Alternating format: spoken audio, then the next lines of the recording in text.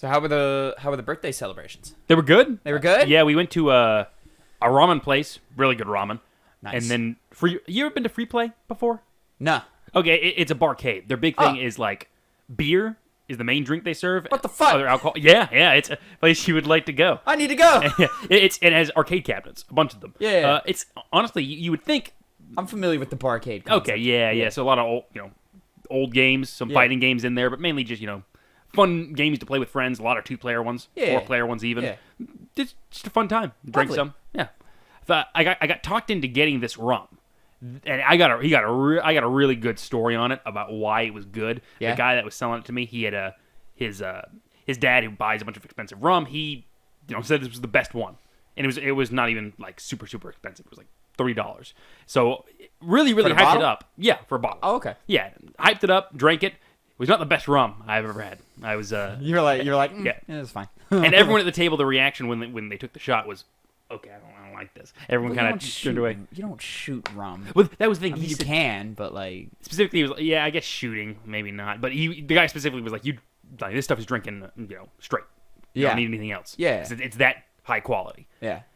I didn't really taste the quality. I've had some rums like that where you just drink it straight. It's just like it burns a touch, but it's fine. You're just sipping some rum and stuff. But I'm not a big I'm pussy, bro. I'd be drinking. I just drink beer. I don't even drink IPAs, but like I drink beer, and then if I'm doing something else, it's got to be like a cocktail or something. We got to mix it with something going on or so forth. So I like to drink fruity drinks with sugar in them. More power to you, my friend.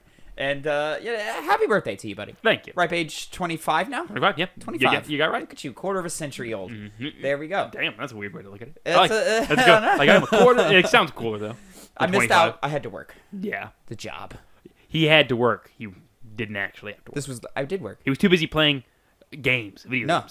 No, I was making. 'Cause he's an I was addict. not making very much money. Actually, this was last night, right? Saturday, really? Yeah, I didn't make much last night. Damn. It was okay, but it wasn't my usual amount. Anyways. Yeah.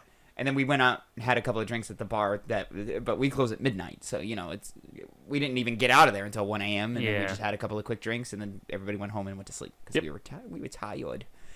Anyways, Connor, it's enough. That's enough. I think so. I've had enough. Mm-hmm. Enough of you. We should not do the show anymore then, Tavin. It's canceled to 0. We're done. Minimum, you're here with me for another hour and a half.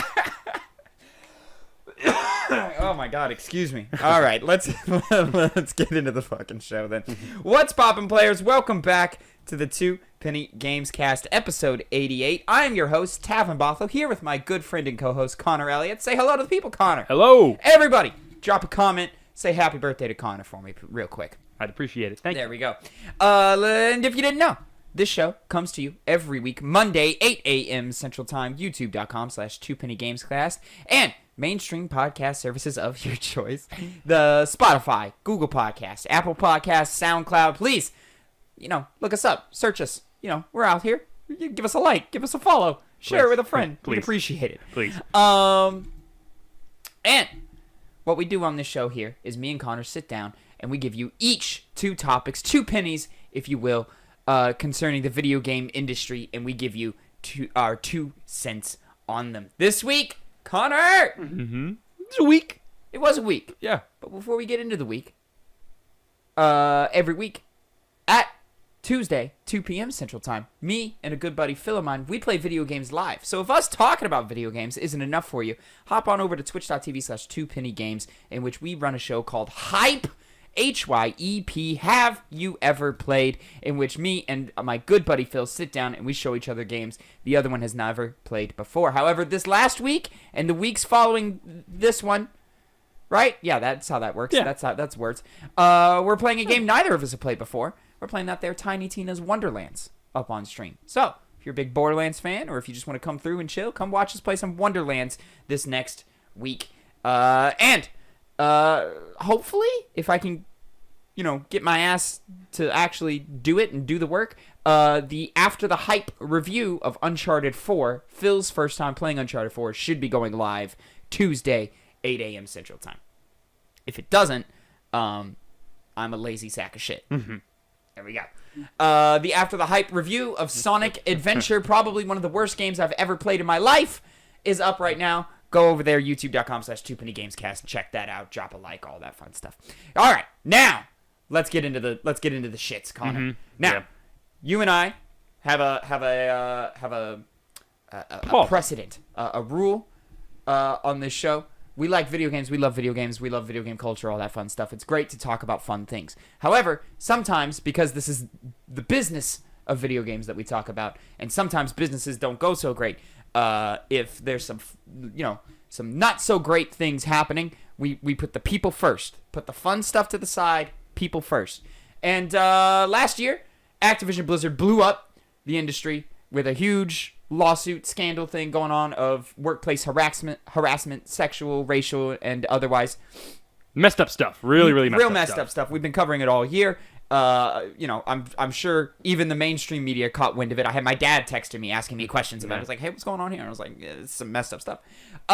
It seems the story seems to be coming to a bit of an end here. To what I think is some mixed results, but let's go ahead and get into it here. Pulling a Kotaku article by CC Jiang, Activision Blizzard settles sexual harassment lawsuit for $18 million. U.S. District Judge Dale Fisher approved a $18 million relief settlement with the Equal Employment Opportunity Commission today. This settlement comes months after Activision Blizzard originally agreed to settle with the EEOC on September 27, 2021, but those attempting to hold the game publisher to account are split on how much of a win this will ultimately be for the victims of Activision Blizzard's frat boy culture. During the settlement hearing, a lawyer acting on behalf of the California Department of Fair Employment and Housing argued that the EEOC's motion to proceed with the settlement was in violation of states' rights to its own jurisdiction. He stated that the EEOC's intervention was due to the egregiousness of Activision Blizzard's violation and not due to normal legal process. The EEOC argued that the DFEH has had months to make the federalism argument, but has instead chosen to broach it at the 11th hour. The DFEH was accused of derailing and delaying the settlement proceedings, while Activision Blizzard was cooperative with the federal government. The exasperated judge reiterated that the DFEH's argument was untimely and that anyone who disagreed with the settlement could take it to the Ninth Circuit Court. According to the Washington Post, the settlement could prevent the DFEH, a lot of letters, which is also pursuing legal action against Activision Blizzard from seeking further monetary damages. This means the settlement could be a loss for both the DFEH's case and sexual harassment victims of the company because state agency has historically been more aggressive than federal proceedings like that of the EEOC. The DFEH is pursuing its own lawsuit against the Call of Duty publisher, but the organizations claim the EEOC settlement contains a clause that allows Activision Blizzard to remove sexual harassment allegation from the files of settlement claims, hindering the DFEH trial.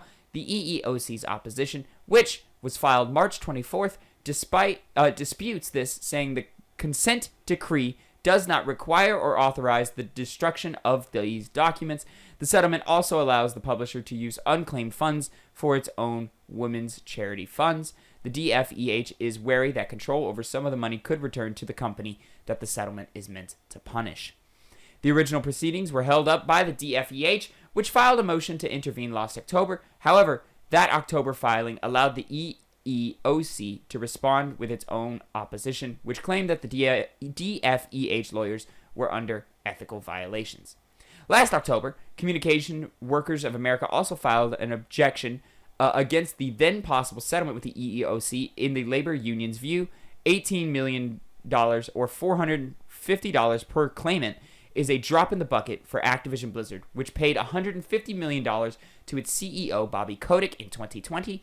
In fact, leaving Activision Blizzard will reportedly give Kotick a payout of $390 million, which is an enormous amount of money for the man who received a vote of no confidence from 1,200 employees.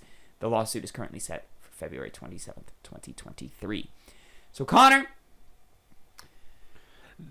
there's a lot of legal stuff attached to this story. It's a lot, and it's messy, and I don't understand a lot of it. Yeah. But the bottom line is that, $18 million was awarded, was required by Blizzard to be paid as a result of these allegations. $450 per claimant. Yeah. There's a CEO running around with hundreds of millions of dollars. It's a drop in the bucket, as the story said. And a publisher that was just acquired for $69 billion. Mm-hmm. Yeah. Yeah, this is not enough. Monetary damages are non-existent in this case as a result of how they dealt with these accusations and the allegations themselves. Everybody's chilling. Yeah. They said, oh, no, I dropped a few dollars. No, this is not enough. This is far from enough. This is unfortunate, but honestly not surprising. No, usually these things don't end up with a happy story where all the bad people get punished and they go away unhappy, while all the good people in the situation are all, rewarded for their efforts in coming out against companies like this. Yeah. Didn't happen. Which, to be fair, was what we predicted the moment this story dropped. Yeah. We're hopeful. But I think overall, as this story has continued to evolve over the last year and change, I think it's ultimately is netting a positive for the industry as a whole. And, we are getting people, with the Microsoft acquisition of Activision Blizzard, we're getting people like Bobby Kotick out of here. Mm-hmm. We're cleaning house a little bit, Yeah. It's not in the ways that we would like, people aren't being fined the proper amount of money. People aren't taking damages, equivalent to that they've paid out. And, certain individuals should probably go to jail, and they're not. They're getting $1 million bonuses instead. Yeah. Which is unfortunate, not what we would like, but at the same time, if it means they are leaving the industry, that's a net positive. That hopefully means the proper amount of change is coming on the horizon. We're getting where we want to be. It's just, we didn't like the route we had to take to get there. Yeah. And more things could have been done to actually make there seem like there was to deliver more justice in the situation. Yeah. The brightest thing I can say about this is that it could have been a lot worse if Microsoft wasn't acquiring Activision Blizzard, because I do believe Microsoft won't continue to have this sort of culture at the company. And despite what some of our political leaders are saying. Yes, despite that. Ridiculous. It admittedly would be a lot worse if that wasn't an aspect of the story at all, and they were just required to pay $18 million, because they would go back to doing their frat boy culture. Exactly. Nothing would have actually changed. And admittedly, I think it's a small chance, and I don't think it's going to happen. There is a chance that it's not going to change. That even after Microsoft acquires them, they're not really going to make an effort to prevent this sort of thing from happening in the future. I believe they are, but they're still... not everything is going to work out the way you want it to, or the way that it should. Microsoft seems very well managed there, and all reports seem to say that people who work for Microsoft are typically very happy at working at Microsoft and so forth. So, we really do hope that this means some real change is going on, and we hypothesized and theorized that the real reason Phil Spencer pushed for the acquisition of Activision Blizzard was so that he could get in there and make the best of a bad situation. He was one of the first people to actually, in the gaming industry, one of the big heads, come out and say, okay, we're monitoring the situation, and we're not very pleased with it. Yeah, exactly. So, we're just going to have to continue, hoping for the best. This is just sort of another bookmark, another, take note of this. This has happened. And it kind of cap ends, the lawsuit story from last year. I know there's still some stuff going on further down the line, but it's probably going to be exactly like this, where it's just not enough. Mm-hmm. Not enough at all. Anyways, Connor, speaking of not enough, or is it? Uh-oh. Let's brighten up this tone a little bit.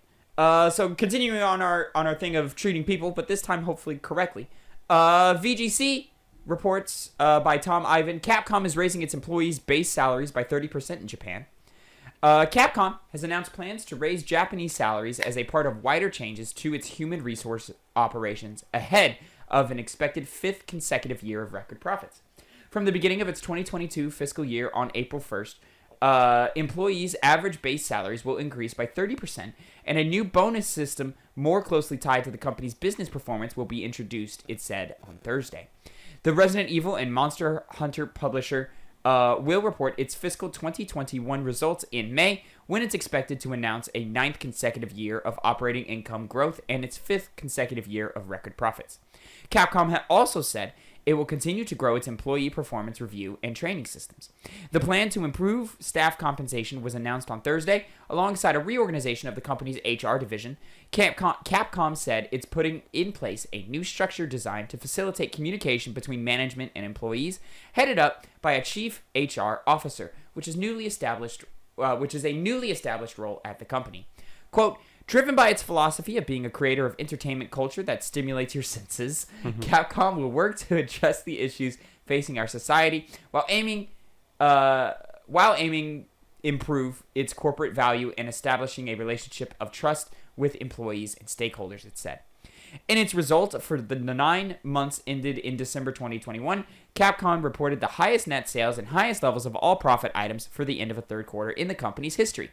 During its fiscal year ending March 31st, Resident Evil Village has so far topped 5.7 million units, while Monster Hunter Stories 2 Wings of Ruin has sold more than 1.4 million units. But at 70% of its total unit sales, the company's sales during the 9-month period have been overwhelmingly driven by older games in the Resident Evil and Monster Hunter series. Saudi Arabia's Sovereign Wealth Fund recently bought a 5% stake in Capcom. I didn't expect Saudi Arabia to pop up in this story. Just drop it. Hey, yeah. So you know. But I mean, that just continues the thought that Capcom's over here making money. Yeah, and they're actually going to use it to give back to their employees. Yeah, give back. We're gonna set policies and institutions within our company to make sure that people are treated correctly and that communication from both management down and employees up is being communicated properly, which is all great. Good to hear. Nice to hear everybody's, getting a nice little pay bump. This is expected when, I guess you treat your employees right and you put out quality content. I'm sure there's a crunch culture going on throughout all of Capcom studios. But people are happy. As a Resident Evil fan, I've been extremely happy with where Resident Evil's been in the last couple of years.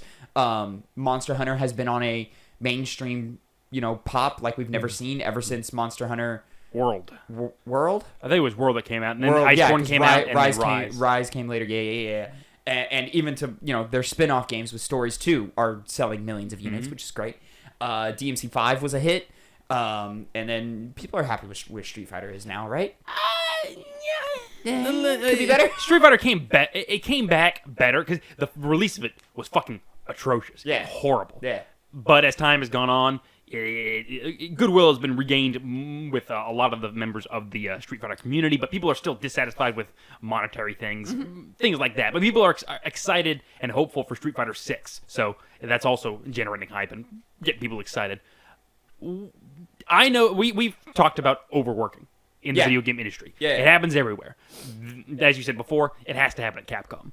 We're most likely... We're assuming it happens at Capcom. And Japan itself, as a country, is known for people being overworked. They work in all industries, all across the board, video game companies not excluded. Ideally... I mean, I'm assuming just at the rate that they're pumping out Monster Hunter and Resident Evil titles, I'm assuming they're getting crunched pretty hard. They have to be. Monster Hunter... because Monster Hunter Iceborne, the DLC for World, I think, came out, and then they revealed another one, and Iceborne was substantial. It was almost as big as the original game. Yeah, yeah. It was. They do well. But when it comes to overworking, we'd rather not have that. Of course. At the same time, though, if that's not going to be achieved at this moment, or even ever, unfortunately, hope it does get that does happen. At the very least, I want them to be getting paid more money for their work. And Capcom seems to be going in that right direction. Now, I don't think this is very indicative of a change across the entire video game industry. No. It'll have to be a lot more substantial than just Capcom doing good money. I think other this is just an example of okay, not perfect, but we're doing what we can to help our people. Yeah, any step in the right direction is a good thing to be praised. Yeah. And really what you can do is just hope for more positive changes to come in the future. Yeah. More wage increases, some people being able to negotiate how much time they work each week, those kinds of things. Yeah. But overall, it is nice to see a story like this not really have any outward negatives, at least as far as we can tell right off the bat. Yeah. And I mean, even any negatives you do draw, like we're drawing, it's just hypothesized. We don't know. We're looking at the industry as a whole. We're pulling examples, and then we're looking at the time slots in which, and granted, this is one of the biggest publishers in the game. Right. So it's not like we're not dealing with small potatoes like, tiny little group of, developers. Like, these are some of the most talented and biggest, development teams in the world. Yeah. So ideally, they've got enough people to minimize the amount of crunch they're doing, and we're just assuming they're crunching. Yeah. But we'd have someone else. It's kind of, you have to prove me wrong before I start believing that crunch is not going on, just because it's so prevalent in the video game industry. Exactly. But it's nice to see Capcom's rise from the fall they had in the teens. Yeah. The 2010s were not a phenomenal decade for them, but they picked it back up 2017-ish. Yeah, with Devil May Cry coming out, that was one of the big things that DMC revitalized and then the return of Resident Evil 7. Capcom's been on a bit of a hot streak. They're on a hot streak right now, and it's great to see, and it's good to see that, hey man, people are being rewarded for their hard work in this. So good on you to Capcom. Yep. Hopefully it continues. Are we getting like another Devil May Cry anytime soon, do you think? They branded the last one as like the end of basically the story of Nero, Dante, and Virgil being the main characters, and it kind of left off where Lady and Trish could be the next protagonist of the sequel if it does come out. Are those like actual characters? As someone who only played 5 and they were just kind of there. Yeah, each one of them got more attention. Like Trish got a lot of attention in 1, Lady did in 3. So they came from their own separate games, and in 4 and 5 they were just kind of put in there for fans of those games to say, oh, I like that character. So there's work that can be done in regards to those characters, especially Lady, who I think is the better of the two. But gotcha. Even then, it's not confirmed that there is going to be another one. Because I could see the creators of Devil May Cry try to move on to something else in the meantime. You never know. Yeah, never know. You never know. Yeah, good story, good times, good games. Nothing to be sad about at all. No. Moving on. We have not been touching on whose pennies or whose. So what happened? Acti-Blizzard was you? No, Acti-Blizzard was me. Capcom was you. Yes. Back to me. E3's been canceled, Connor. Outright, canceled. Fully, for the first time since I can remember. Since E3 went away for a little while back in the day, and then came back and was the biggest thing ever, and then has been waning in recent years, and now it's done. So, pulling an article from IGN written by Rebecca Valentine, E3 2022 digital and physical has officially been canceled. After previously canceling its in-person E3 2022 event, the ESA has now informed its partners that there will be no digital event equivalent this year either, meaning E3 2022 has fully been canceled. The news broke via a tweet from Razer PR lead Will Powers, who said that an email had been sent out announcing the cancellation of a digital E3 event. IGN has independently verified the contents of the email as well. The ESA had initially planned for an in-person E3 event this year after having no event in 2022, due to COVID-19 and a digital one in 2021. However, this was canceled in January, with the ESA at the time unable to make a public statement on whether or not there would be a digital equivalent. According to sources speaking to IGN at the time, discussions around E3 had been fraught throughout the year, with third parties normally involved finding the ESA's ongoing silence regarding their plans frustrating. Sources connected to the event tell IGN that discussions about a possible digital equivalent have been ongoing ever since, but without strong momentum to drive them. Instead, the ESA seems to be making plans to regroup for a larger comeback in 2023. Update: the ESA has shared an official statement with IGN confirming cancellation and announcing E3 will return in 2023. Quote, "We will devote all our energy and resources to delivering a revitalized physical and digital E3 experience next summer. Whether enjoyed from the show floor or your favorite devices, the 2023 showcase will bring the community, media, and industry back together in an all-new format and interactive experience. We look forward to presenting E3 to fans around the world live from Los Angeles in 2023. Not with Jeff Keighley eating y'all's lunch with Summer Game Fest, bro. No. I don't. To me, nail in the coffin. E3's done. Mm-hmm. Will they come back next year? Maybe. Is it going to have any impact? I don't think so. Last year's didn't really have any impact. Summer Game Fest was equivalent to E3 in my mind last year. I don't think either show was, super successful, but there was things to talk about in both of them. Yeah. And yeah, to me, man, like it's just E3. It's been no secret that E3 has been a dying event in this industry for years to come, and the pandemic killed it. Like that the digital event was tough. It was really rough, and then there was no E3 in 2020. Correct? Am I remembering that right? I think so. Yeah, I think E3 was canceled in 2020 because they couldn't put it together in time. Yeah. Jeff Keighley, put together his summer games or had his summer games fest working alongside that, and he had enough time with the Game Awards to put a digital event on in that sense. And then now 2021, Keighley's bisection of Game Awards and then now Summer Game Fest, like, homie's kind of got his thumb on the pulse of big announcement showcases. Yeah.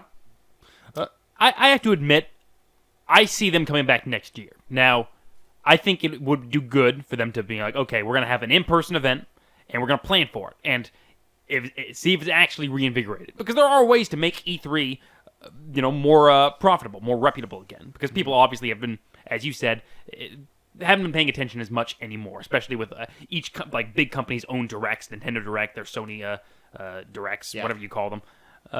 State of Plays. But I do believe it will come back next year. Now, I do think that if it doesn't perform well next year and it is bad, that'll be the nail in the coffin. If it does come back. Because I don't think if you have extra time to prepare for your next event, you cancel it, you said, don't worry, it's coming back next year, bigger and better than ever, and it doesn't come back bigger and better than ever, then you're not going to have anything to really go for anymore with E3. It's going to fail right then and there. My thing is that this showcase was already on it, or this event was already on its way out the door. Right. PlayStation had dropped out in 2019, and they seem to have no intentions of coming back other than doing their own things with their own showcases and state of plays. Showcases being for the bigger news moments, PlayStation 5 reveals and big game reveals and so forth, and then state of plays just for quick updates and smaller games and things like that. Nintendo has been doing its own thing with its Direct for the longest times. EA Play was canceled this year, so who knows where EA is going to land, but I imagine Microsoft, EA, who else is in there? Square Enix. They're all just going to go hang out with Keighley in Summer Game Fest this year, and it's probably going to be pretty successful because, Keighley's no longer going to have to split the attention of the entire industry, and he's going to have it all to himself, and it's probably going to work pretty well because he puts on good events, and he's, got good relationships with all of these companies. So, you just kind of look around and you say, why? Why would Microsoft come back to E3 next year if, Summer Game Fest works for them? I'm not saying it will or it won't. I don't know. We'll have to see this summer. But as of right now, I just don't see. I don't see any reason as to why any of these companies would spend the time and resources to put on an E3 show for just the name of E3. Yeah. I might have to reevaluate my position. I think if Summer Games Fest does do very well, like it hits it out of the park this year, that might seal it. Now, I still do believe that if that doesn't perform as well, it's got technical difficulties, whatever. And Jeff Keighley knows what he's doing. He's obviously done award ceremonies and events for years now. Yeah. But if this new one doesn't happen well, I mean, he was a key factor in the success of E3 in some of its golden years. He was a key factor, and so when he left, that was a big sign to me of saying, "Oh, okay, yeah, that business is not that's a sinking ship." It's just a matter of when it sinks. Yeah. And then it's just Keighley seems to do it right. He seems to do it right. It's you can argue his balance of advertising versus actual game content in the Game Awards or even in the Summer Games Fest stuff, but it's all commercials. It's all commercials for commercial's sake, and we need to put the commercials out. And just because they're alongside a bunch of advertisements doesn't mean that there's not still quality in there. His all digital Game Awards from 2020 was great. It was very well produced. And then, he came back in 2021 to a physical event, and it was pretty solid too. There's just a lot of ads. Yeah, it's probably like an hour too long. But, overall, solid time, solid event. And I'm excited to see his brands grow from here. Beyond E3. Yeah. Yeah. You're about to wait and see. Wait and see. Again. Guys, put that in your piggy bank, man. Save it for a rainy day. There we go. I've pressed a button that I didn't mean to press, and now I'm lost in my things. Hold on. Hold on. Uh-oh. Hold. You got a freeze coming. All right, we're back. Oh. Connor. The audio recording is still playing, correct? Yeah, everything's fine. Connor. Final penny. Wait, this isn't your penny. Did you have both the Activision and the It doesn't matter. Fuck it. Topic number 4, final penny of the day. All new PlayStation Plus launches in June with 700 plus games and more value than ever, pulling straight from the PlayStation blog. So, if you missed the update, this is the rumored PlayStation Spartacus thing that has been revamped just to just fall under the brand of PlayStation Plus. We're going to get into some details here, but it seems like they've essentially just taken PlayStation Now and stuck it into PS Plus for some more money every year. So, coming from here, since launching PlayStation Plus in 2010, SIE has been at the forefront of innovation with game subscription services. Have you? We were thrilled to be the first console membership service that included a refreshed library of games through PlayStation Plus, and also launched the first console game streaming service with PlayStation Now. Today, we are pleased to share with you official news about coming changes to our subscription services. This June, we're bringing together PlayStation Plus and PlayStation Now in an all-new PlayStation Plus subscription service that provides more choice to customers across 3 membership tiers globally. Our focus on providing high-quality, curated content with diverse portfolio of games below is an overview of the 3 membership tiers. And then I'm going to come break down all these tiers right here, and you can see them on the screen right now if you're watching the video version. It gets a little complicated, or it seems like a lot of words, so stick with me here. So PlayStation Plus Essential. This is the baseline PlayStation Plus package. Benefits. Provides the same benefits that PlayStation Plus members are getting today, such as 2 monthly downloadable games, exclusive discounts, cloud storage, online multiplayer access. There are no changes for existing PlayStation Plus members in this tier. And then they got your price breakdowns, which are exactly the same. In the United States, specifically, $9.99 monthly, $24.99 quarterly, $59.99 yearly. PlayStation Plus Extra benefits. Provides all the benefits from the Essential tier. Adds a catalog of up to 400 of the most enjoyable PS4 and PS5 games, including blockbuster hits from our PlayStation Studios catalog and third-party partners. Games in the Extra tier are downloadable for play. Price, $14.99 monthly, $39.99 quarterly, or $99.99 yearly. So if you're on the monthly, it's a $5 upcharge. If you're on the quarterly, it is a, $15 upcharge? Yes? Is that how math works? Yes. And then a $40 upcharge for the yearly. And then this is the big one here. PlayStation Plus Premium. Provides all benefits from Essential and Extra. Adds up to 340 additional games, including PS3 games available via cloud streaming, a catalog of beloved classic games available in both streaming and download options from the original PlayStation, PS2, and PSP generations. Offers cloud streaming access for original PlayStation, PS2, PSP, and PS4 games offered in the Extra and Premium tiers in the markets, where PlayStation Now is currently available. Customers can stream games using PS4 and PS5 consoles and PC. Time-limited game trials will also be offered in this tier, so customers can try select games before they buy. Price.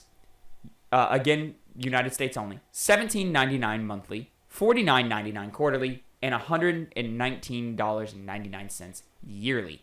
So, yearly, that's from your baseline PlayStation Plus prices, pretty much double everything. Yeah. And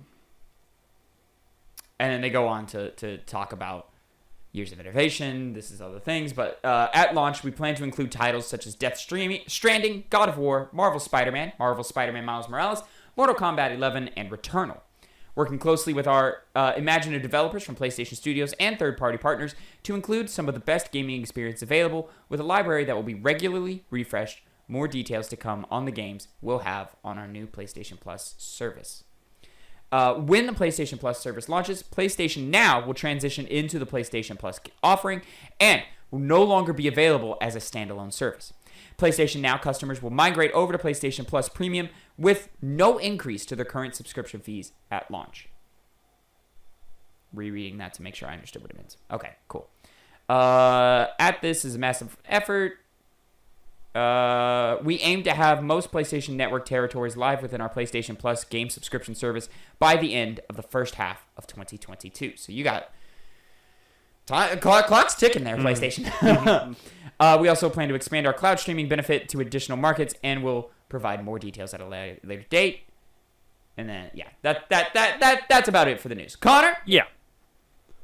We had a quick conversation in our group in our chat. We did. Yeah. This is funny over what bring this, that up. over the value of this. Now, I just to let you know. Yeah, at the time, I was like, good. More access to games is good, Mm-hmm. right? In general. Mm-hmm. But then I started thinking about what would I do? Yeah. And I'm not going to buy any of this. Nah. Except for obviously I have the PlayStation Plus, Gotta the keep the baseline. essential. Gotta keep the yeah, essential. I have to do the essential. I want to play online when I'm able to. Yeah. I want access to the 2 free monthly games. That's always pleasant. Yeah. To what's the free games? Cloud storage, nice. multiplayer, discounts. Yeah, Sounds great. In fact, you easily end up saving money in the long run by getting those 2 free monthly games. Yeah. For the simple price of $60.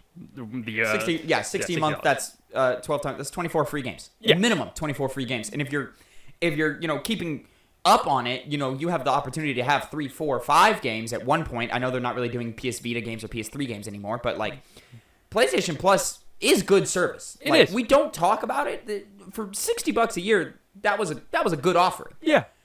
Yeah. But all the other things, I keep thinking to myself, it's nice to have a large catalog of PS4 games and cloud stream PS3 games, but first of all, the issue is, do I want to play them? And do I want to pay a pretty big price difference to do that? Yeah. And generally, I'm thinking, no. There's constantly games coming out that I'm wanting to play.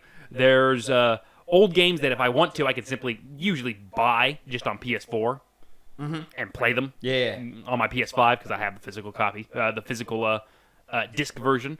So I really have no personal incentives to take advantage of these new subscription services. Now, I get there's some people who are dying to play their PS3 games, and the streaming allows them to do that. Yeah, you, for example.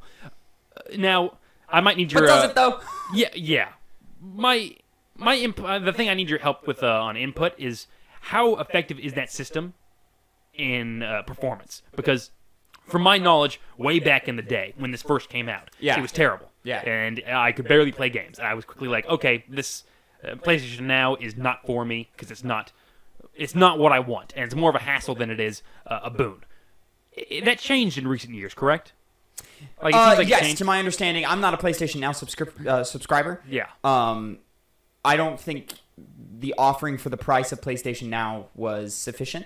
Like the games that were on there as a service, I don't think were there weren't enough bangers on there. Especially when you talk about its PlayStation, like PS2, PS1 games were very bare bones picking. Like, you're not getting any of the classics on there at all. However, Phil, in the last year, in the lead up to Ratchet & Clank Rift Apart, I believe, subscribed to PlayStation Now for a little bit and was playing some of those old PS3 Ratchet & Clank games and, some other things that, caught his interest. And he said it was fine.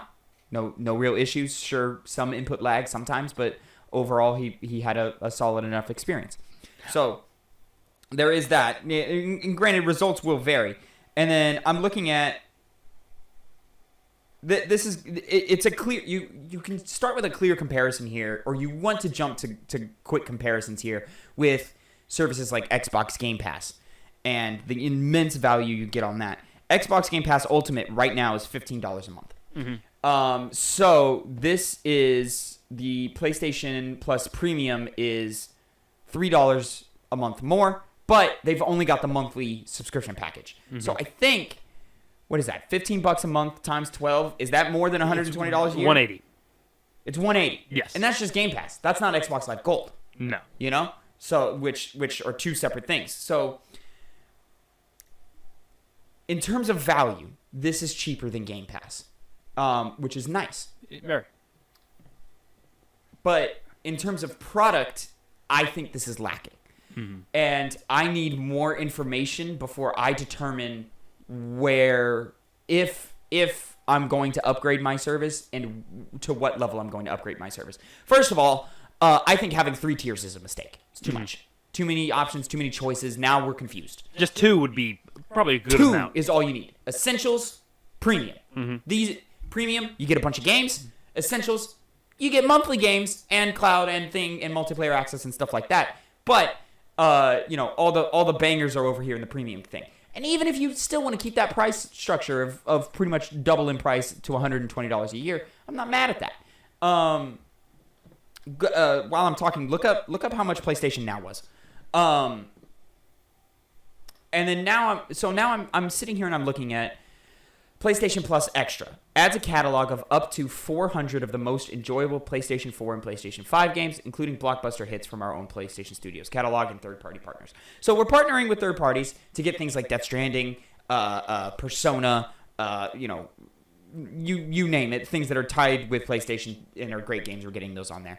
On top of all of PlayStation's first-party studios, which other articles have come out and saying, hey, yeah, they're doing their best to keep everybody on board, which is great. That I think means we are now going to pay more attention to this service than PlayStation Now ever got, which I would hope so, because they don't push PlayStation Now the way that they probably should, because they know the service is not phenomenal. Did you find $9.99 per month? Per month, yeah. Okay, so yeah, and that's the baseline Xbox Game Pass thing, but Game Pass is a way better service than PlayStation Now ever was. Yeah. Being able to download games and so forth. So now we jump over to this. So this PlayStation Plus Extra, I sit there and I go, okay, PlayStation is not going to put their new frontline games on this service right away. So for your extra $40 a month, or I'm sorry, $40 a year, if you do the yearly thing, which is the best deal on in all 3 tiers, it's best to go with the yearly. So your extra $40 a year, that gets you access to all their great games, but probably a 6-month to a year delay on new games. So we're not getting God of War Ragnarok anytime soon. Horizon Forbidden West isn't jumping onto the service anytime soon. You're not gonna have as many things Spider-Man drawing you 2, in. Spider-Man, Wolverine, all those things. They're not, whatever Naughty Dog's working on next, not going to be there. Yeah. Games like Last of Us, maybe. Ghost of Tsushima, maybe. They already confirmed, Death Stranding, the first 2 Spider-Man games, Returnal. So things that have already been out for at least a year. They got their money from just the initial release of the game, which is what they want. And it looks like that's what they're going to continue doing. A little bit of a double dip here, PlayStation, but okay, fine. I think that's kind of sleazy, especially with Game Pass just putting everything out day one. Like, I think you're gonna get. I would up my yearly subscription, to the PlayStation Plus Extra if it was day one stuff. Yeah. Now, obviously, this comparison of Xbox Games Pass, some might find kind of inconsequential, because if you're playing on PlayStation, there's a chance you're not playing on Xbox. So most people seem to only be getting the benefit of one or the other, since people don't buy every console under the sun when it comes out. And I don't think it's fair to directly compare these two. You know what this comparison actually feels more apt to? Is the Nintendo Switch Online Expansion Pass. Which was a ridiculous offering of fucking, I don't even remember. Barely anything. So much money for barely anything. And I think this blows that out of the water. By far. Yeah. That was a crime they were committing over it Nintendo. It felt like you were robbing me, bro. Yeah. Which is why I don't subscribe to those services. Yeah. So this feels somewhere in the middle, which is kind of what we were expecting anyway. We were expecting somewhere in the middle anyway. Without them just outright copying Xbox Games Pass. It was a hope. There was a dream, Connor, that we would get the dream Game Pass. We would get Game Pass and all of the old shit with the crazy legacy that PlayStation's catalog has from the jump. We would get all of that, and that would all come forward, and that would be great.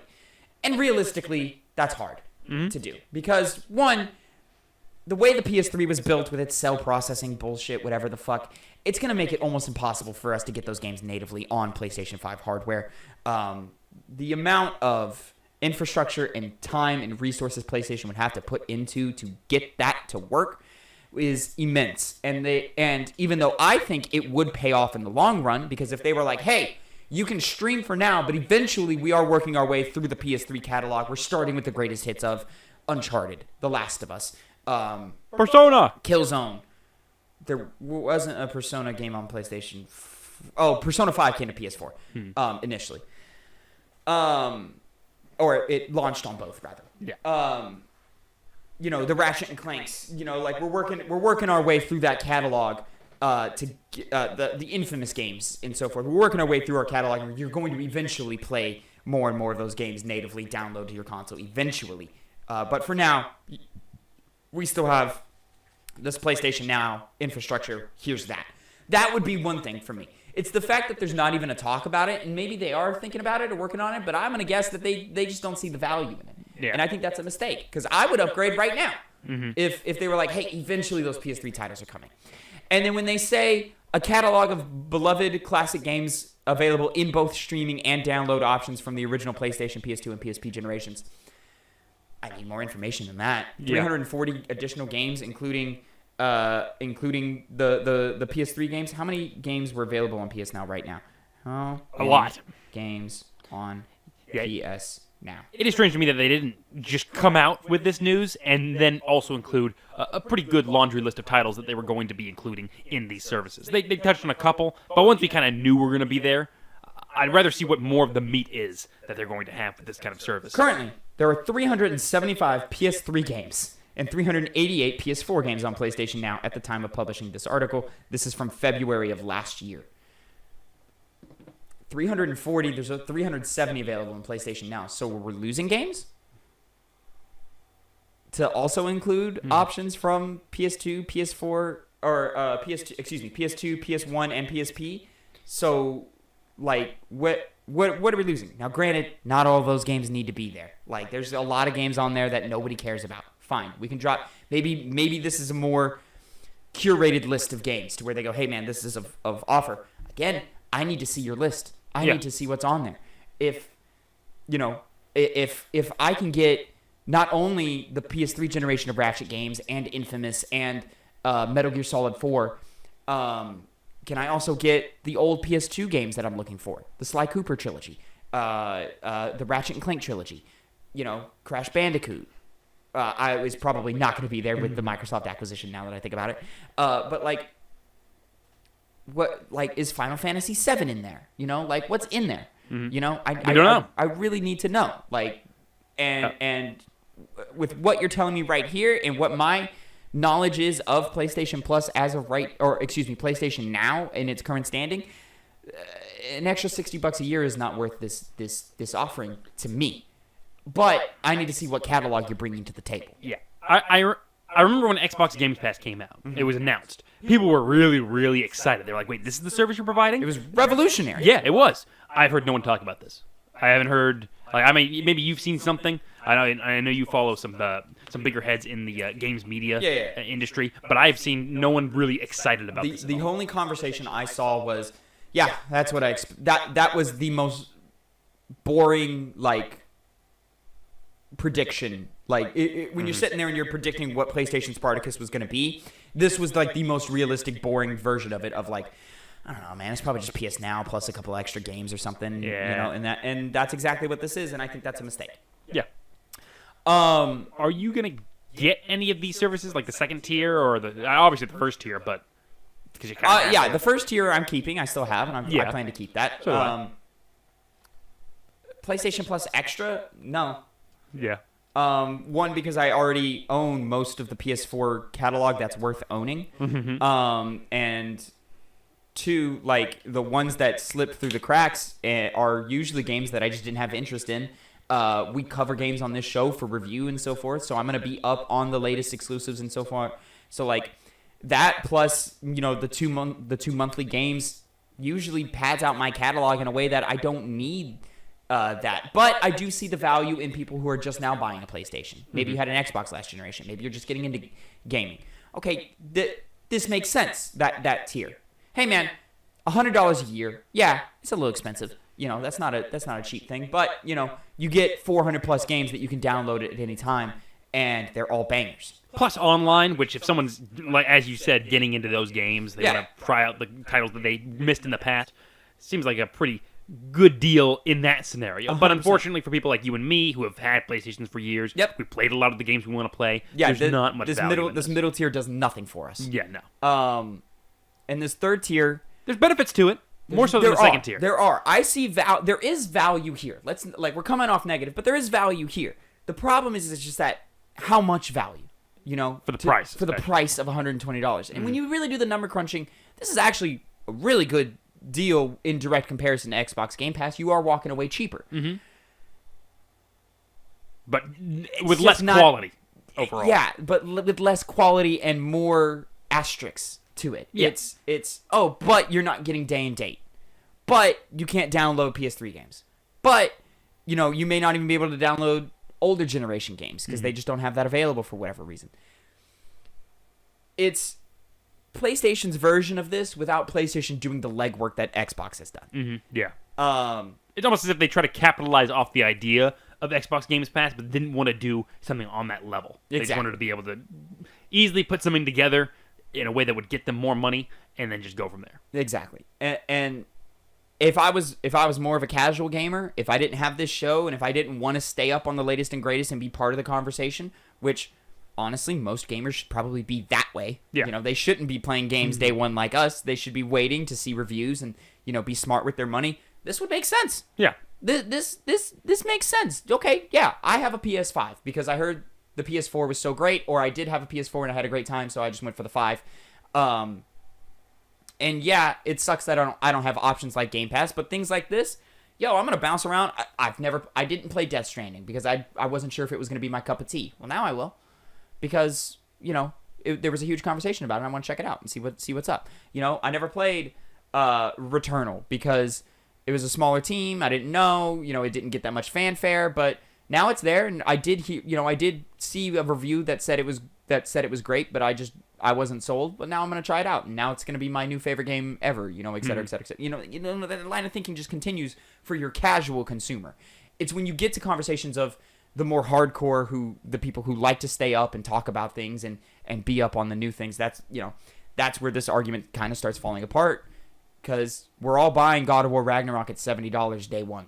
Mm-hmm. So why would I spend an extra $60 every year when I already own the game? Yeah. And you could have had me with your back catalog and your legacy, but you gave me the most boring option with just a revamped PS Now. Mm. I didn't have PS Now before, so and you don't want it now. I'm guessing. With less games now. Mm-hmm. Granted, probably better game or a better collection. Less filler. But yeah, I don't know.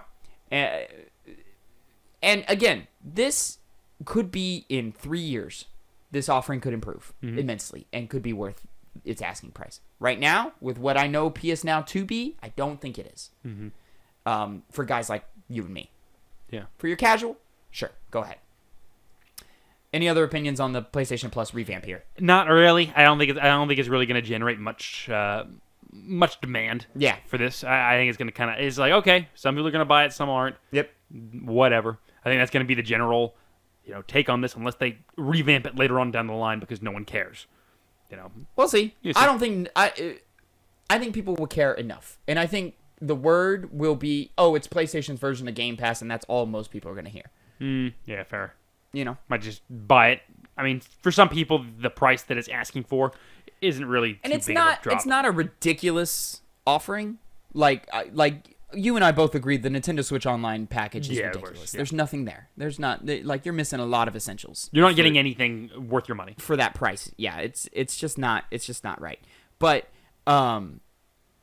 here, if someone said, "Yeah, I'm a PS Plus premium subscriber and I love it," I would understand. I'd be like, "Okay, cool." The question you should everyone my final thoughts on this. The question you should ask yourself in regards to this: for each different tier is you look at the price that's going to cost and say to yourself, what else can I buy with $120, with $100? And if there's something more interesting out there, it's probably, a better way to spend your money than PlayStation Now or Plus. Well, in my head, I spend my $120, but then I don't buy games anymore. Mm-hmm. So you and I are doing things the hard way, where we're spending $60 on our PS Plus subscriptions and then $70 every 2 months. Yeah. On the latest and greatest. Where's the value there? It's you got to kind of think things out. We run a show where we have to be up on the latest and greatest, so we're kind of pinned into this corner. But also, you and I like owning games as well. So, yeah, that's the other big thing I was going to go say. Even though I'm an all digital gamer at this point, so my licenses can be stripped away from me at any point, and that's their prerogative. Yeah. But it's unlikely that that's going to happen for many years to come, and if it even happens, And I think in recent years there's been a focus on preservation of game history, and admittedly Sony is not very good at this. PS3, as you just mentioned. PS3. A whole catalog of games that are kind of dust in the wind. Classic games, too. Yeah. Classic games. They're just lost to that, you got to bust out your PlayStation 3 or you got to subscribe to PS Now, which is an inferior way to play those games. Mm-hmm. Well, maybe not inferior when you have to deal with the PlayStation 3 controller if you bust out your old one. The controller is not that bad. It's bad. Don't get me wrong. Definitely the worst of PlayStation controllers. But not enough to derail the entire experience of it. Yeah. No. Anyways, not good, though. Connor, that is it for the news. So let's move on to what we've been playing. I'm going to go first here because I've been playing something new. You know what I've been playing, Connor? Yeah. I've been playing a little bit of that Tiny Tina's Wonderlands over at twitch.tv/2pennygames, in which you can watch... Hype! Ooh, Phil! fucking noise. Shut up. Loud. Anyway, sorry about that. I gotta go through and delete that later. Anyways, Connor, I'm gonna jump ahead here to where there's actually something to watch here. We've been playing Hype every Tuesday, twitch.tv/2pennygames. We've been playing some Wonderlands, and it's gonna continue to be that way every Tuesday at 2 p.m. And Wonderlands, if you didn't know, is the new Borderlands spin-off game based off of the Tiny Tina's Dungeon Keep, Assault on Dungeon Keep, or some shit like that. That was a Borderlands 2 expansion. It was a D&D inspired DLC package that was really popular and introduced the character of Tiny Tina, which everybody loved. I thought they were already. No, I think Tiny Tina already was there. She might have been. I don't remember. And I played a good chunk of that DLC back in the day on the Borderlands collection, and I'm jumping into this here, and you know what? I'm having a pretty damn good time. Now, one question I have for you is the writing. Because notoriously, people removed the voice files from Borderlands 3, so they didn't have to hear the dialogue of Borderlands 3. I didn't know that. That's fucking funny. There was mods also just doing that. Like, you just install this mod and it'll get rid of any audio. How entertaining is the writing in this? It's much better. Much better? That's what I've been hearing, but I wanted to see your thoughts on this. I don't think the story is very engaging, but are you really looking for a super engaging story from a Borderlands game? Yeah. Borderlands 2 had a good story, I would say. It was solid. Yeah. It was solid. But not but it was really the charisma of the characters and the jokes and all that carry Borderlands narratives. Yeah. And I think it's back here. In better force. In much better force. I'm chuckling, I'm laughing every few minutes. Good. There's something being said that I'm like, oh, that was funny, that was cute, that was entertaining. And then with the added voice talent, Ashley Birch's Tiny Tina is great. She always has been. She is great as Tiny Tina. I have my hang-ups with her on Aloy and stuff. I think she comes off super flat and super boring in Horizon. But here, she's full of energy. She's got charisma. I'm an actor, so like I know tips and tricks of like how to like influctuate your voice to like keep it engaging and entertaining. And when I see Ashley in a more normal role, less eccentric, less caricature, I can see her employ those tactics and employ those techniques. With Tiny Tina, I still see it, of course, because I'm trained to see it, but it doesn't bother me the way that it bothers me in games like Life is Strange and in Horizon. Here as Tiny Tina, she's fucking phenomenal. Yeah. She's great. She's entertaining. She's lovely. Funny.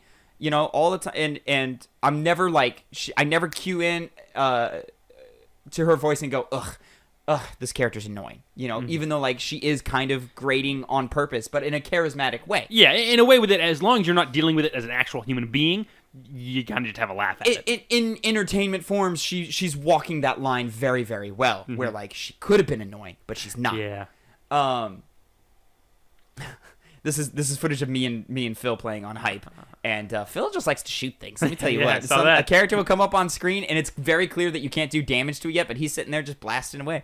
Anyways, and yeah, I think the writing is fantastic. Also, the added voice talent of Will Arnett as our Dragon Lord antagonist is pretty solid. He's got several great lines himself.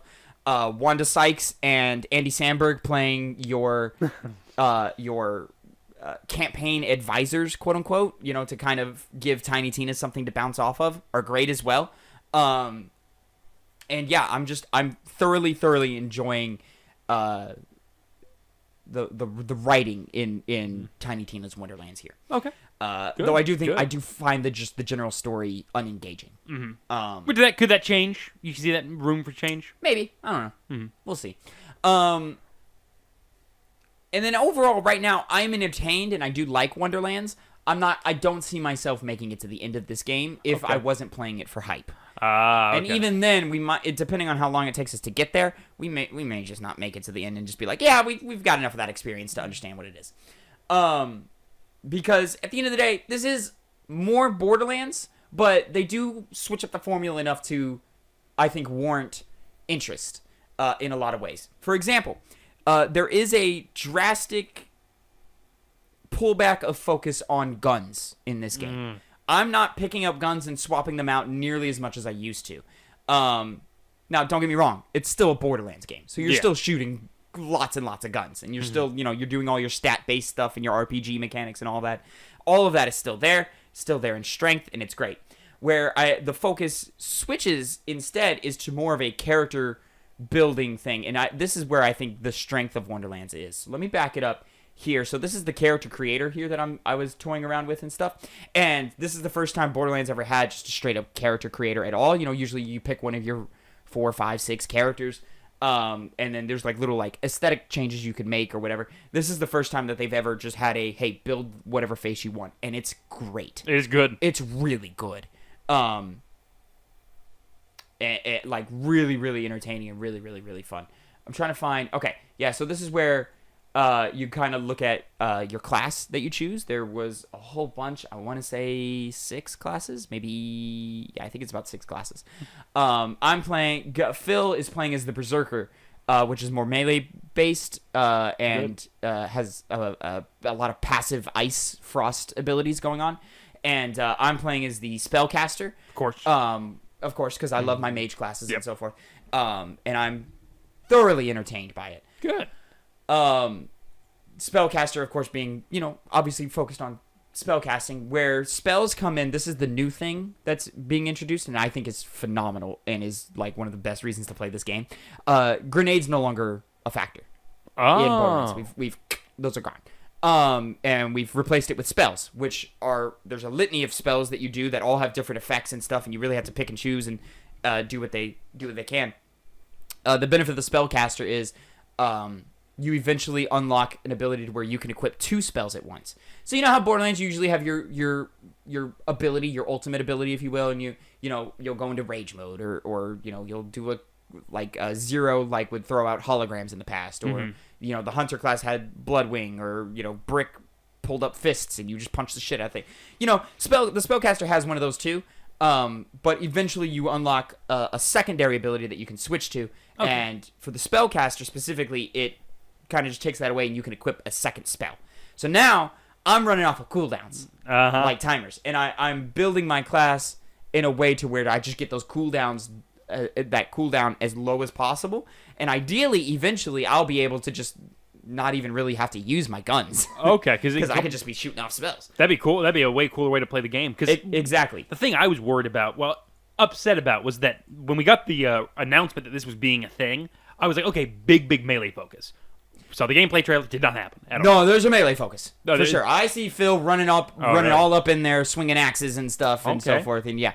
And there's even a benefit to me using my melee weapons as a spellcaster as well, with the different stat breakdowns and upgrade trees and so forth. So here I've got pulled out. So normally Borderlands, they've got the 3 different branches of the upgrade trees.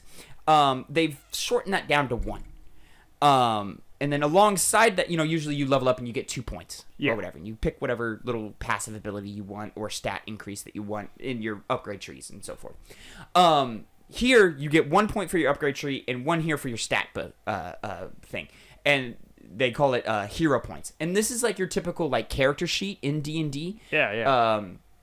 Where, you upgrade your strength, or your dexterity, intelligence, wisdom, constitution, attunement, and all these do different things. And if you're watching the stream, hopefully it's not too small, but, you can kind of see all these things.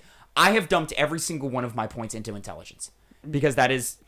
Spells. Yeah. It's reducing my spell cooldown.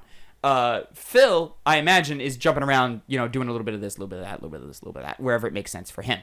I do know eventually down the line, you unlock a secondary class. They tell you at the beginning of the game. They say, hey, by the way, you will unlock a secondary class later. I don't know how that's going to work.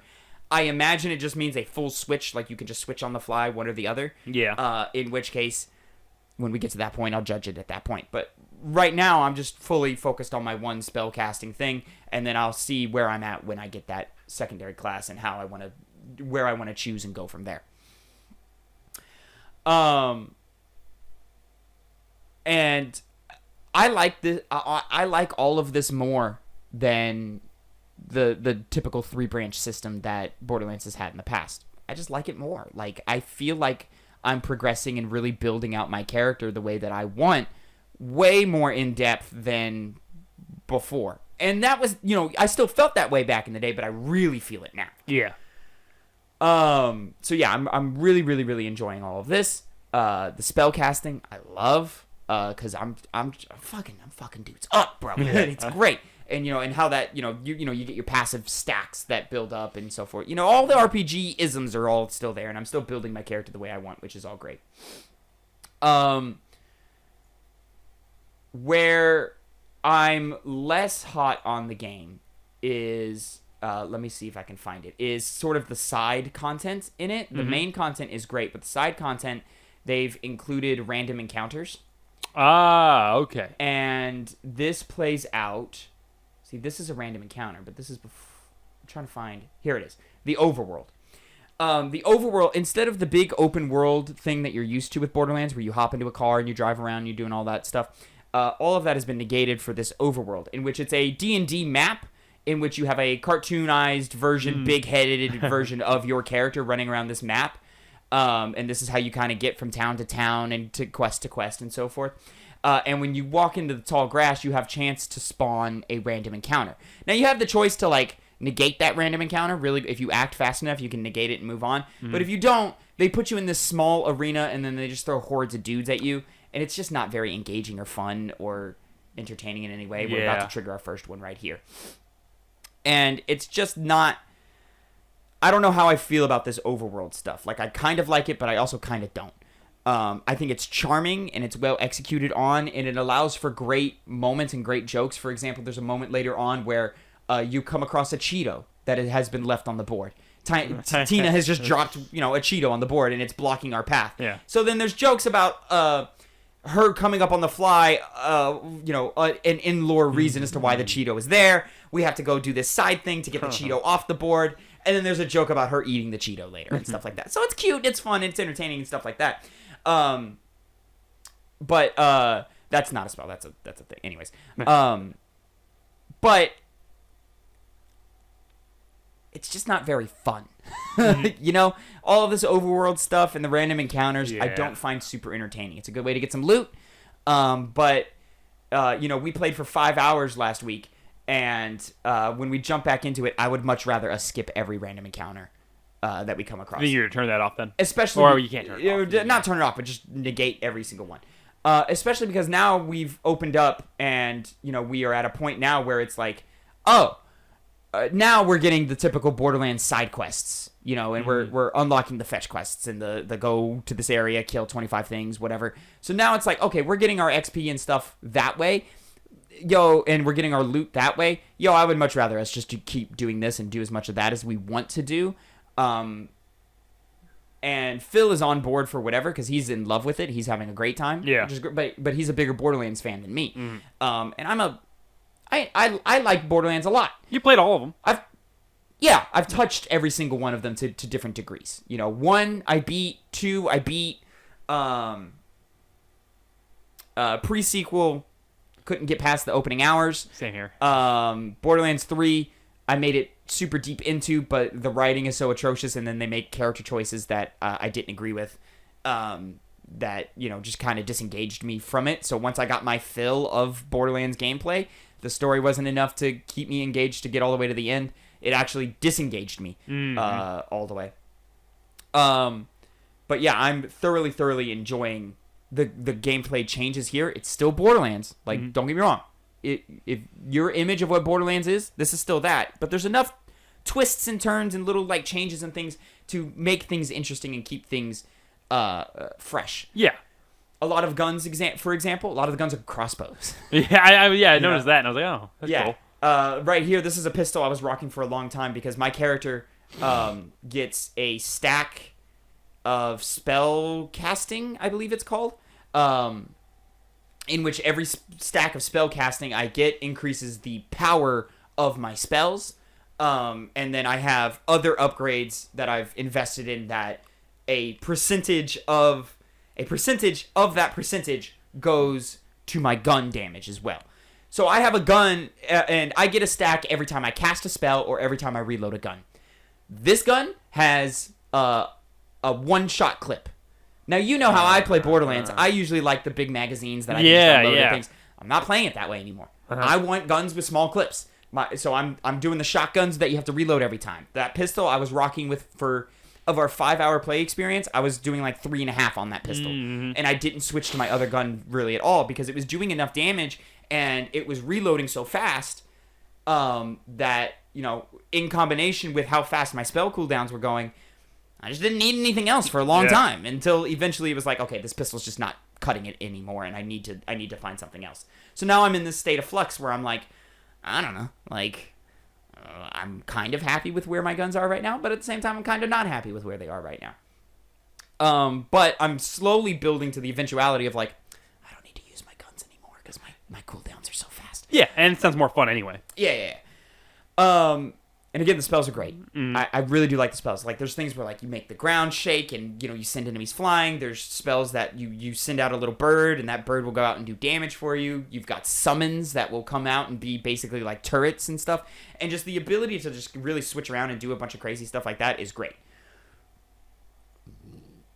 I'll say this is the first Borderlands game with a good trophy list. Oh, it is. It's, well, not good, but attainable. One that you could do. Every single Borderlands trophy list, I think, is atrocious. One of some of the, it's like reach level 20 or 60 or whatever with each character class. Fuck you. Yeah. Get bent. Not doing that. But this one is much better. It's still like reach level 60. It still do a bunch of in-game content. There's one, it's like, in Borderlands 2, I think, they switched the inventory system to where instead of getting general upgrades, you got individual upgrades. So you'd be like, buy more sniper rifle ammo, buy more backpack space, more bank space. There's a trophy to unlock every single one of those, which is a lot. You got to play the game a lot to do that. And then on top of that, there's a trophy for having $1 million at one time. A lot. But those inventory upgrades are tied to the dollar. There's only the one currency now instead of the multiple currencies that they had previously. So now I'm like, okay, well, I could build out the inventory and make my character stronger and make the game more fun to play, or I can grind out that $1 million thing right now. I don't know. Who cares? Let's just play the game and have fun, and if we get there, we get there. But yeah, Tiny Tina's Wonderlands. If you're sleeping on it, I think you should really look into it, give it a chance, because it's one of the best Borderlands games, and with the exception of a few like things that I'm not too crazy about, it does have an argument to be my favorite Borderlands game. Good. Yeah. Borderlands 2 is your last favorite Borderlands game? Yeah, and I think it still will be by the end of this, but I'm always going to enjoy the switch ups that they're doing. I'm having a lot of issues with my video player right now because the file is so big that it's chugging along trying to keep up and stuff. But like, and then we're also seeing things in the things that we haven't upgraded yet, and like you dig into like the upgrade trees and you see descriptions for items that you don't have yet. You know, there's just more stuff now. Along with spells, there's these things called rings, which are stat boosting items. You wear like this like vest, tunic. Mm-hmm. Which is stat boosting as well and gives you other abilities and so forth, which are familiar things that that we've seen in Borderlands before. I forget what they were called back in the day. And then your shield, of course, cleverly described as wards now because it's a protection ward. You know, and everything's like D&D based. So like, they're not called guns or whatever. They're called crossbows and et cetera, et cetera, et cetera. You know, save points aren't save points. Fast travel points aren't. They each have their own little like descriptive name or whatever. Yeah.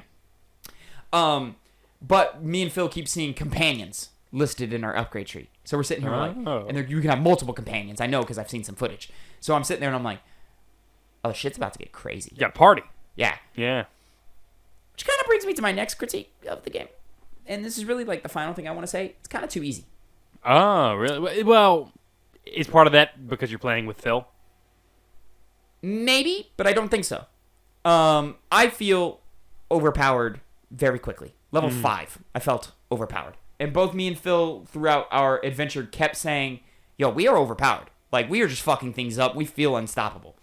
There is yet to be any type of encounter to where we were like, fuck, man, we gotta work together on this. Like, we gotta figure. Like, it's just kind of like Phil's over there doing his own thing. I'm doing my own thing. You know, we're having fun doing our things. And you kill everyone. And we're slaughtering everybody, man. And maybe that'll change later on. But then I sit back and I go, okay, but you add companions, so there are other things doing damage as well. Like this is gonna be a cakewalk. And granted, they made a joke early on where they were like, hey man, don't be afraid to min max, which that's a thing hey, don't be afraid to like. I'm not gonna lie. That's something I've heard said so much. I've never looked it up for myself. What that means. To my understanding, it just means like don't be afraid to like minimize stats and max out other stats to like make yourself overpowered. Because they were like, there's a joke line that said balancing is Tina's issue.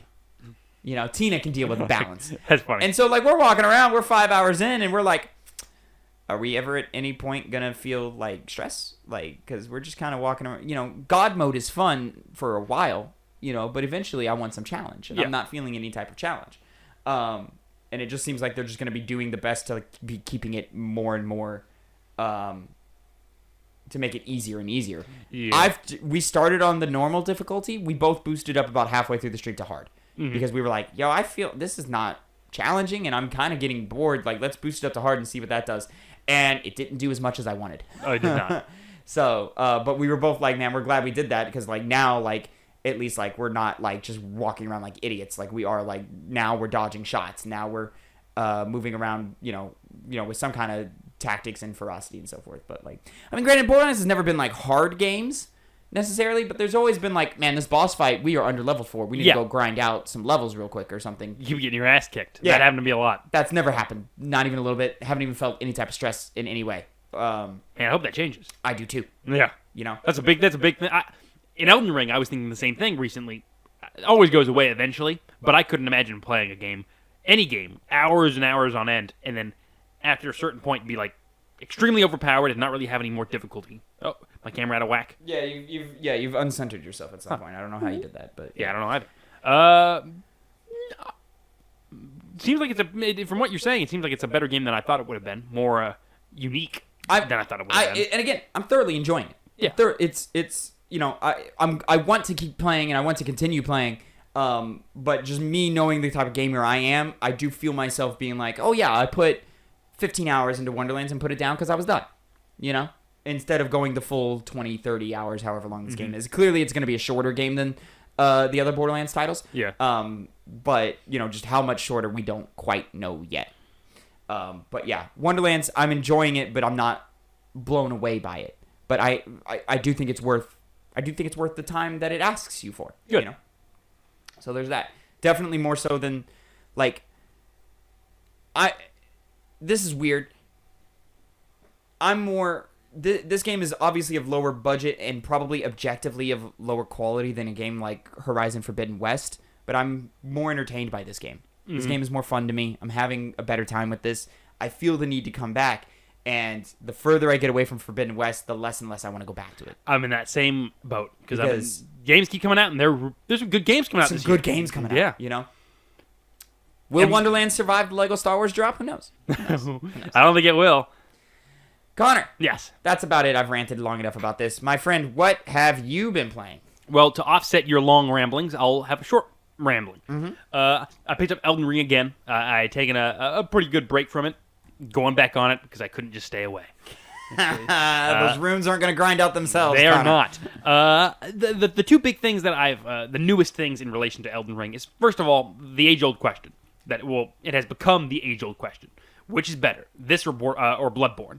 It's kind of been agreed upon by many people that it's better than any of the Dark Souls titles, and I share that belief as well. It plays very similar to Dark Souls 3 in terms of the gameplay, but it's got open world. It's got a lot more interesting equipment, interesting builds. Like magic is a lot more impressive. I'm excited to go into a magic build later down the line when I want to revisit it after I beat this my current game right now. But I do have to complain that my build is persecuted. My honorable strength faith build feels like I have to try harder than those with dirty intelligence dexterity builds, because I know there's so many people with those builds doing the cheapest tactics they can. If I ever return to Elden Ring, I'm starting over and doing one of those builds. Which the only reason I didn't do it at first is because I know in previous From Software games that has not been the proper way to do things. At this point, it is. It is the ultimate way, because I admittedly, I'm using an Ultra Greatsword, which is the slowest moving type of weapon in the game. It hits really slow, but it hits like a truck. Even big, tough enemies will get hit back just from normal attacks. Wow. Like, oh god, that hurts. Like these giant lion creatures that used to give me trouble, not anymore. Demolished them. But so often I've fought enemies and bosses that have such small amounts of time between attacks, which, to amp up the difficulty, I do approve of. It gets to the point where I'm like, okay, the damage output that I get from using this great big sword isn't equivalent to doing it with a dex build, where you're able to get a lot more hits in quick succession in those small frames that you have to actually punish someone for doing some kind of big move. Because some bosses, some enemies, I just cannot punish. It is impossible to punish certain attacks, and it draws out fights way more than any other Souls game has done in the past, because I'm just always waiting for that next opportunity to get a hit in. Now, I'm still enjoying my build, still enjoying the game and the gameplay, but that's definitely one of the bigger criticisms that's coming out of the game in these past couple weeks that I've been playing it. Final other point, if I can remember it. I'm trying to remember it. I can't remember it. Yeah, but okay. it's still number one game of the year. Probably will end up being it. God of War is the biggest contender to that position. If it even comes out this year. I'll play more of it. And hopefully, next week, I will say this right now, I will be coming with news of how good Killing Chaos is in Stranger of Paradise, Final Fantasy. Let's go! Yeah. Exciting times. Very exciting times. Very exciting. Very cool. Connor, that is going to be it for our Two Penny Gamescast episode 88. Thank you again so much for watching and listening, everybody. Remember, you can find us every Monday, 8 a.m. Central Time, youtube.com/2pennygame.cast, and mainstream podcast services of your choice. Please hit the like, hit the subscribe, share it with a friend. We really would appreciate it. Remember, you can catch After the Hype reviews for both Sonic Adventure DX Director's Cut. Go watch how I felt about that game. And then an After the Hype review of Uncharted 4, A Thief's End. Going live this Tuesday, 8 a.m. Central Time. Also on Tuesday, 2 p.m. Central Time, we're going live, twitch.tv/2pennygames with more Tiny Tina's Wonderlands. It's going to be a fun time, good time. We're going to continue grinding and looting and joking and laughing and all that fun all the stuff. good things.